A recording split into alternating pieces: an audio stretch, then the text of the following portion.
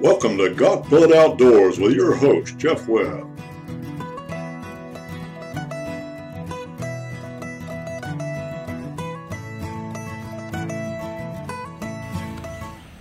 Jeff Webb for Got Blood Outdoors here. I'd like to talk to you today about a subject every deer hunter knows about or should know about, and that's a blood trail. How do you find this animal? We got a couple clips we want to show you. You know, when you're killing these deer, it's important to have a good blood trail, because a lot of the times, regardless of what you shoot them with, and here in Ohio, the deer doesn't just fall right down the ground. It's going to run a little distance. Every now and then you get lucky and you drop one right in his tracks. But it's important to have a good blood trail so you can find the animal. Back in 2010, Jeff Sorrell was hunting with us down in McConnellsville, and it's during gun season, and he shot a deer, and it just left an incredible blood trail. And we'd like to go ahead and show you that piece now. It's hard to describe, you know. You could say, hey, it's a blood trail anybody could saw, but it was just amazing how much blood that animal left on its way up that path. So let's go ahead and show you that and let you get an idea of what you may or may not see. Some of them are small blood trails that trickle. Others look like somebody took a paintbrush. They look like somebody took a paintbrush down through there. So check this out. Look at the blood all over the limbs. She was squirting coming up through here. She went right through here. She's laying her up on the hill. Cash coming up with a four-wheeler, and Jeff's going to gut it because there's some guys asking. There she lays. Guys asking to see this process. Well, there she lays right there. And we're going to film it.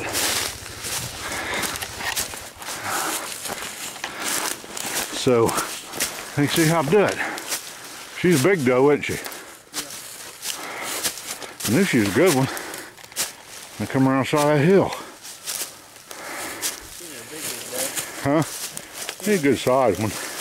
Was that other one any bigger or not? No, it was itty bitty. Well, get it laid out here in a minute. Reinforcements are on their way. The dangerous pistolier Tom McCoy approaches. Known for his 44 Magnum antics. Wild Bill, they call him. That dude. I'll blew that shoulder apart. Well, you blew a hole in it big enough to sling a cat through. Yeah, look at that blood. She wasn't going nowhere. Yeah, it looks like she's been mauled up here by a pack of wolves. Look where she leaned up against that tree up there. Look at the blood. Right on the side of that tree. You can see it. Man, she was just squirting. Now remember, shot placement is always important. It's crucial. But you've got to have the right equipment to get the job done. And this is just one example of having the right equipment to get the job done. All right, boys, we're gonna film this for you, cutting out the anal cavity. Tom McCoy assisting. Now, you just saying my name, how am I going to deny this in court? That's a legal shoot. No. That's a confirmed shoot. Oh, okay. Well, they call that justified. Justified. It's a righteous shoot. And just try to do a good job, so these guys have something to look at. Well, You know they ain't never done it before. He's cut off the milk sack.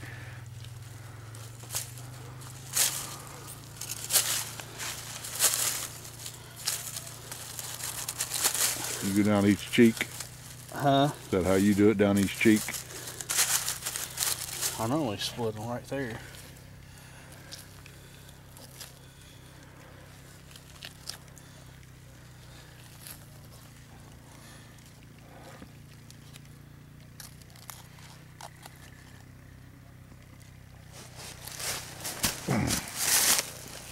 Now's the time I usually cut my finger on my left hand.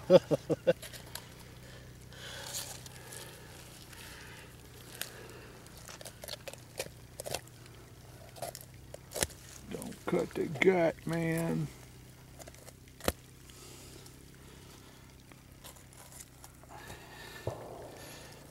As the shots ring out in the distance.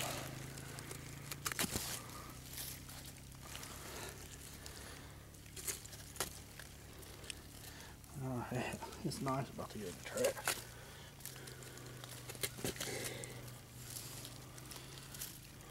Almost there, baby. We see the diaphragm.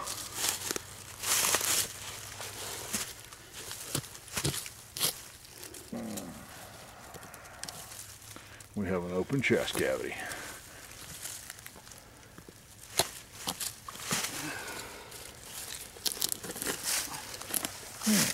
Yeah, this is anatomy now. You want to do some anatomy? Do we want to point out the organs? No, surely they can tell the guts from the good stuff. My God. I got shot right through the heart. Exactly. That's what he tells everybody. Look at that. Yeah, its heart's blowed into pieces.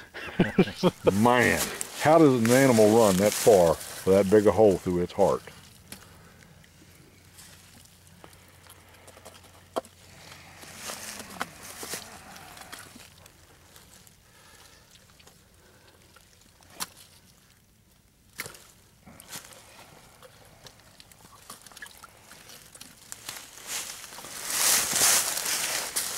This is one technique by Jeff Sorrell. I'm getting ready to get soaked with a cascade of blood. You gonna split that tail there Yeah. and pull it out, Jeff, or is that how you do yours or not? I was just trying to get that.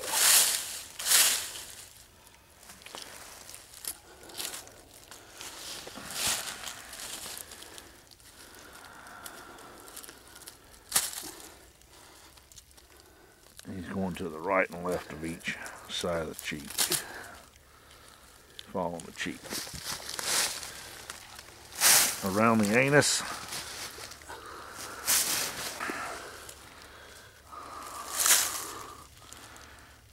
And now remove it from the inside out.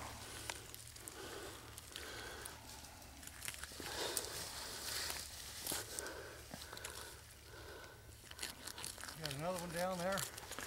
No, just this one. A 6-point come past me. It's got a hole in him. Oh, really? On the creek. Right after he got shot. I don't think that was our hole, was it? Is this the only shot our group made? Yeah, just the one shot. One shot. But I didn't hear another shot in here. It was close when we were driving. We wondered. Yeah, I heard a shot earlier before that started. Well, I heard one right after I shot up here on top. That's probably what it was then. I don't know who shot.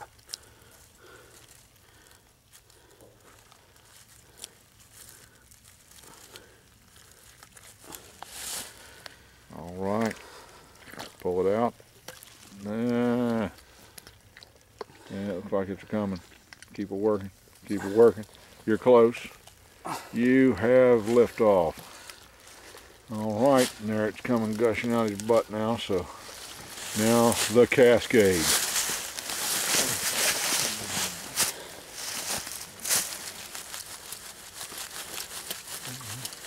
Got a human being basically the same way, all the same body parts. I've never had to do that. Well, we ain't had to start eating them yet, Tom, but hey, at the time is a-coming. Times ain't that And bad. there you are, that's one technique. Wasn't that something? That is incredible.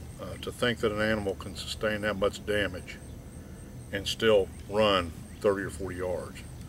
I believe Jeff was using those copper jacketed hollow point slugs in his 12 gauge.